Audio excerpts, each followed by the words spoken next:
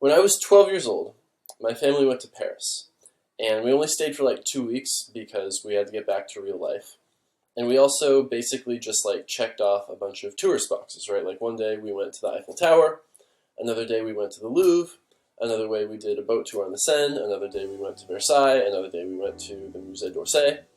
10 years later, I went back to Paris, and this time, instead of just staying for 2 weeks, I stayed for 3 months. I got an apartment in the middle of the city, and I worked on my French, I talked to locals, I went to little hole-in-the-wall-y type restaurants, instead of just like eating at the big tourist places.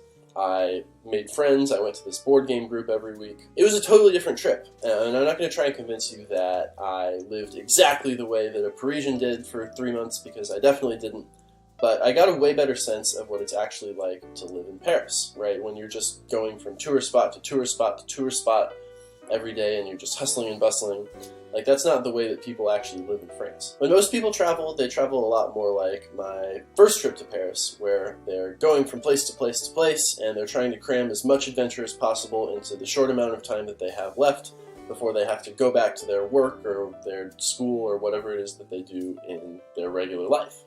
But hustling and bustling everywhere probably isn't the best way to get the most out of your trip, right? Like, most people find that when they travel more slowly, and instead of like checking off a big list of the things that they want to do, they kind of just show up somewhere, and then they go to one place, and then they kind of see what happens and go with the flow a lot more. They enjoy their vacation a lot more, and they learn a lot more too. Slow traveling isn't really the normal way that we think about a vacation, and it takes some getting used to, but I think that if you try it, you'll enjoy it a lot more.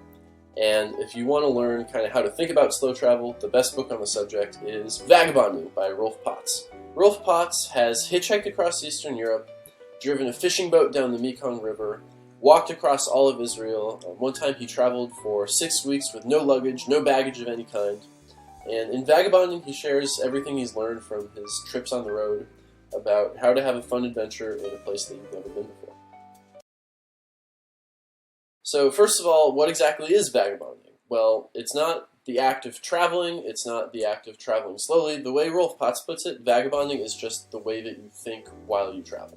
Vagabonding can mean going to weird restaurants and weird markets and eating strange local foods instead of just going to McDonald's all the time. Vagabonding can mean getting on the local bus instead of taking Ubers everywhere or taking taxis everywhere or walking everywhere. Vagabonding can mean talking to locals instead of just hanging out with the people that you came with. Vagabonding means keeping your schedule flexible instead of planning your itinerary down to the last minute. Vagabonding means traveling light, right? It means not having a bunch of stuff with you. It means not bringing all your toiletries and things that you think are essential from back home. If you need something, then you can buy it there, and everything else, just leave it behind.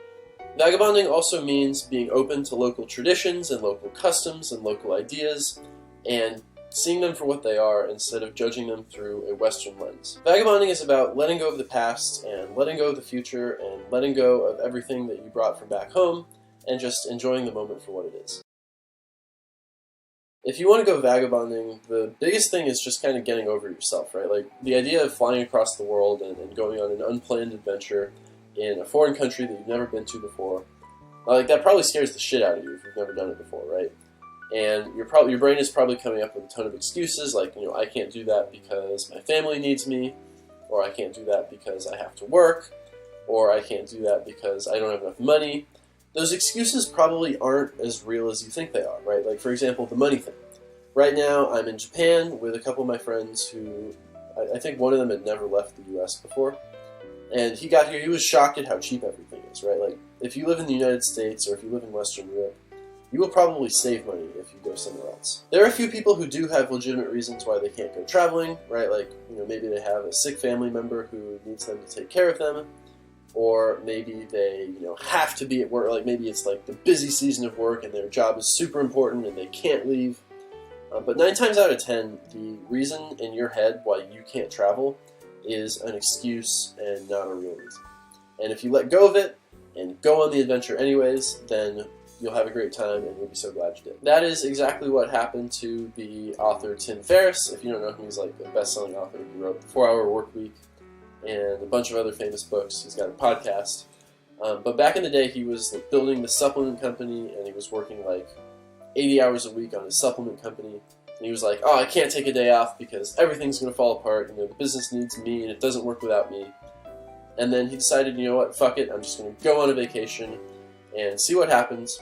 And so he got on a plane and he traveled around Europe for 6 weeks, and nothing bad happened, right? Like, the business worked just fine without him.